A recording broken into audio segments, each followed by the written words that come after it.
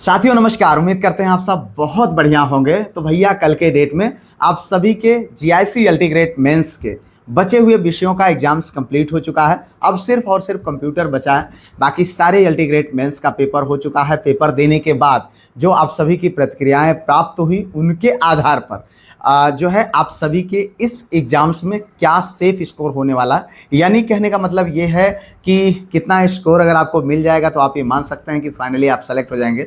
इस वीडियो में उस पर बात करेंगे, साथ ही साथ हम बात करेंगे कि रिजल्ट जी हाँ कब देखने को मिलेगा आपको, चूंकि अप्रैल मई जून और उसके बाद अब जुलाई में आपके जीआईसी अल्टीग्रेट मेंस के पेपर हुए, लेकिन एक सिंगल रिजल्ट नहीं आया है। उसके पीछे क्या कारण है, कब तक रिजल्ट देखने को मिल सकता है। उसके साथ साथ आपके जीआईसी लेक्चरर प्रीलिम्स का रिजल्ट बहुप्रतीक्षित है, वो रिजल्ट कब तक देखने को मिलेगा।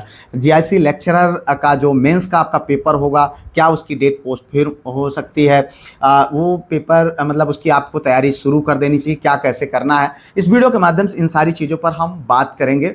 भैया देखो, सबसे पहले तो जिन साथियों के पेपर बहुत अच्छे हुए उनको भाई बहुत बहुत बधाई। और हाँ, कल जब पेपर आपका हुआ तो आप सभी ने, बहुत सारे साथियों ने मैसेजेस किए कि सर पेपर का लेवल किस तरीके से था, उसको अपने अपने स्तर से बताने का प्रयास किया। हिंदी की हम बात करें तो कुछ क्वेश्चंस जो आप लोगों के द्वारा बताए गए कि भैया पेपर का कुछ क्वेश्चन तो बहुत ईजी था, लेकिन कुछ तो कॉन्सेप्चुअल बेसिस पर थे, ठीक है। इसी तरीके से आपके एसएसटी में था। लेकिन इन सारी चीज़ों के बीच में, चूंकि हिंदी और एसएसटी दोनों एक ऐसे विषय होते हैं जिसमें छात्र लिखने को लेकर के बहुत मजबूत होते हैं, लेकिन फिर भी चीज़ों को सही तरीके से सही समय पर मतलब ज़्यादातर छात्रों के द्वारा प्रस्तुत नहीं कर पाए, पूरा क्वेश्चन नहीं हो पाया, अटेम्प्ट नहीं कर पाए। कुछ छात्रों ने जिन्होंने अटेम्प्ट किया उनके राइटिंग को लेकर के वो आश्वस्त नहीं है।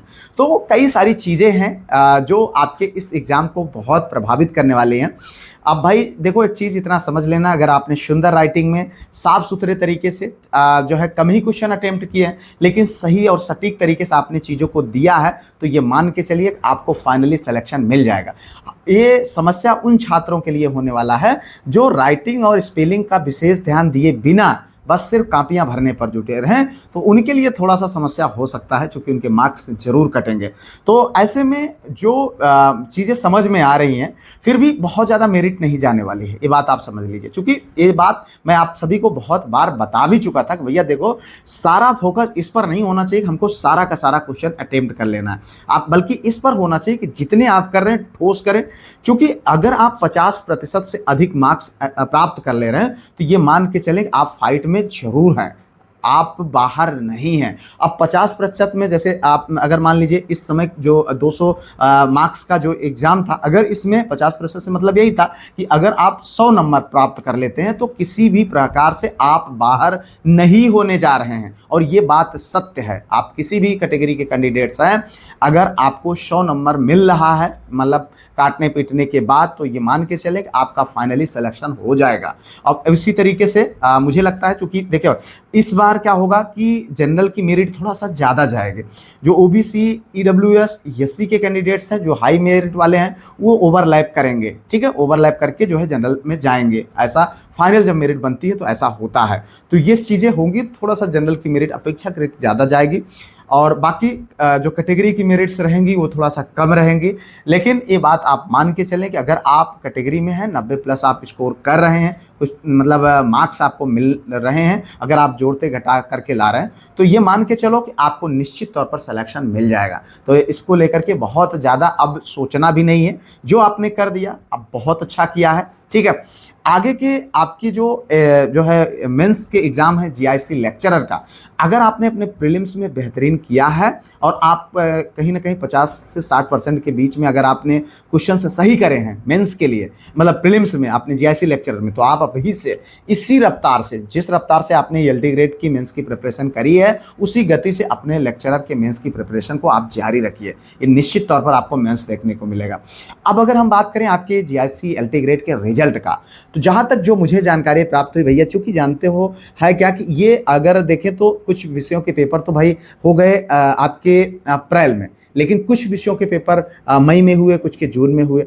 अप्रैल में जो पेपर हुआ लगभग 3 महीने हो गए। जी हाँ, मई जून जुलाई अब आपके लगभग 3 महीने होने वाले हैं। तो यहाँ पर देखें तो आपका रिजल्ट अभी तक आपको देखने को नहीं मिला है। उसके पीछे जो कारण समझ में आ रहा है, जो बताया गया, जो मुझे प्राप्त है, उसका पीछे यही कारण है कि ये रिजल्ट का मतलब जो ये एग्ज़ाम था आपका जीआईसी अल्टीग्रेड मेंस का जो कल के डेट में हुआ है, उसके बाद आपके रिजल्ट्स आना प्रारंभ हो जाएंगे। लेकिन इस बात का विशेष ध्यान रखा जाएगा, क्योंकि एक बैच के आप सभी छात्र हैं, एक चाहे कोई भी सब्जेक्ट आपका हो, लेकिन आप एक ही बैच के हैं। तो इस बात का विशेष ध्यान रखना है आयोग को, निदेशालय को, कि ज्वाइनिंग की डेट एक ही हो। जिससे क्या होगा, अगर आप विद्यालय में लेट ज्वाइन करेंगे तो आप स्वतः ही जूनियर हो जाएंगे। ठीक है, तो अगर एक बैच में हैं और विद्यालय में आप जूनियर हो जाते हैं तो कहीं ना कहीं आपके साथ न्याय नहीं है। तो मुझे जहाँ तक लगता है एक ठोस रीजन ये है जिसकी वजह से थोड़ा सा जो रिजल्ट्स अभी तक एग्जाम्स हुए हैं उनके रिजल्ट्स को डिले किया गया है। लेकिन अब चूंकि आपके सभी एग्जाम्स लगभग कंप्लीट हो गए, सिर्फ कंप्यूटर का बचा है, तो ये सारे रिजल्ट्स अब आना प्रारंभ हो जाएंगे। ठीक है, धीरे धीरे करके, और ये रिजल्ट्स आप लोगों को मैक्सिमम जो है कुछ रिजल्ट तो इसी जुलाई में निश्चित तौर पर देखने को मिलने वाले हैं। अब उसके साथ साथ हम बात करेंगे आपके जीआईसी लेक्चरर का। जी हाँ भाई, जीआईसी लेक्चरर का जो रिजल्ट है वो आपको कभी भी देखने को मिल सकता है। मुझे तो लगता है कि अगर भाई इनको 30 अगस्त को, चूंकि अब आपके 30 अगस्त में आपके पास ज़्यादा समय नहीं है, मुश्किल से 50 दिन बचे हैं, आपका रिजल्ट अगर कितनी भी जल्दी करेंगे उसके बाद मेंस का फॉर्म फिलअप कराना तो ये थोड़ा सा मुश्किल होगा। इसलिए मुझे लगता है अगर इनको 30 अगस्त को जो है एग्ज़ाम कराना है तो किसी भी परिस्थिति में 20 जुलाई तक या 20 जुलाई से 25 जुलाई के बीच में इनको रिजल्ट देना चाहिए। अगर नहीं देते हैं तो ये मान के चलिए कि फिर उधर जो है आपके मेंस के एग्ज़ाम की डेट जो है कहीं ना कहीं थोड़ा मतलब सस्पेंशन में आ सकती है।